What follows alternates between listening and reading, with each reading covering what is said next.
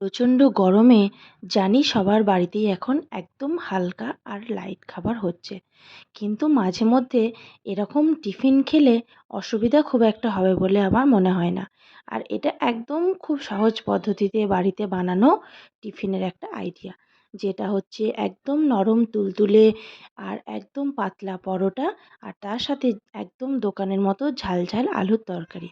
তো প্রথমে পরোটার জন্য আমি নিয়ে নিয়েছি পরিমাণ মতো ময়দা, তাতে দিয়ে দিয়েছি নুন, চিনি আর রিফাইন্ড অয়েল দিয়ে সব উপকরণগুলো ভালো করে হাতের সাহায্যে মাখিয়ে নিয়েছি। এখানে কিন্তু প্রথমে আমি কোনো রকম জল দিইনি। তারপরে ভালো করে ময়দাতে ময়াম দেওয়া হয়ে গেলে মুঠো করে দেখে নিতে হবে যে মুঠোর মধ্যে ময়দাটা আসছে কিনা। যদি মুঠোর মধ্যে চলে আসে তার মানে জানবে ময়ামটা সঠিক হয়েছে। তারপরে পরিমাণ মতো জল দিয়ে দিয়ে ময়দাটা আস্তে আস্তে করে মেখে নিয়েছি। এখানে ময়দাটা মাখার সময় একটু স্ট্রেচ করে করে মাখলে পরোটা কিন্তু খুবই নরম হয়। আর পরোটার ময়দাটা খুব বেশি নরম বা খুব বেশি শক্ত করলে চলবে না, মিডিয়াম রাখতে হবে। তারপরে ওটা একটা সামান্য পরিমাণ তেল দিয়ে ঢাকনা দিয়ে রেখে দিয়েছি রেস্টের জন্য 15 থেকে 20 মিনিটের জন্য।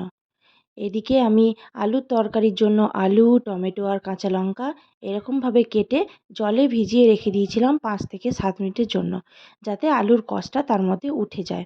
তারপরে জল থেকে ছেঁকে তুলে নিয়েছি একটা জায়গায়। একটা কড়াইতে 5 ফোড়ন আর শুকনো লঙ্কা ফোড়ন দিয়ে দিয়েছি।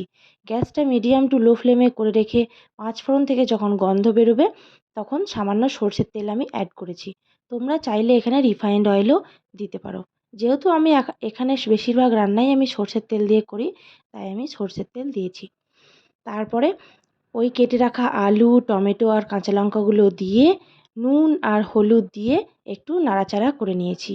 আর তাতে দিয়ে দিয়েছি পরিমাণ মতো চিনি। চিনি না দিলে কিন্তু নুন আর মিষ্টির ব্যালেন্স ঠিক থাকবে না। তারপরে জল দিয়ে ঢাকনা দিয়ে রেখে দিয়েছি 10 থেকে 15 মিনিটের জন্য।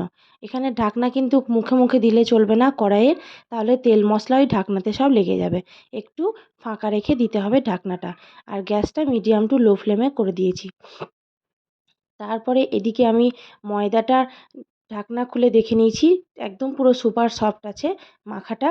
তারপরে এখান থেকে আমি গোল গোল করে লেচি কেটে নিয়েছি পরোটার জন্য। তোমরা চাইলে লেচি একটু ছোট বা বড়ও কেটে নিতে পারো। আমি এখানে এই সাইজের লেচি কেটে নিয়েছি। তারপরে সেগুলোকে একটু ওপর থেকে শুকনো ময়দা ছড়িয়ে নিয়েছি।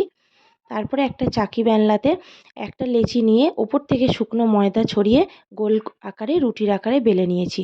বেলা হয়ে গেলে রুটিটা খুব বেশি পাতলা করলে চলবে না, একটু মিডিয়াম সাইজ রাখতে হবে।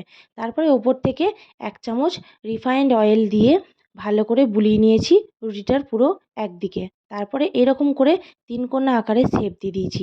তারপরে সেটাকে আবার আলতোভাবে বেলে নিয়েছি 3 কোণা সাইজের।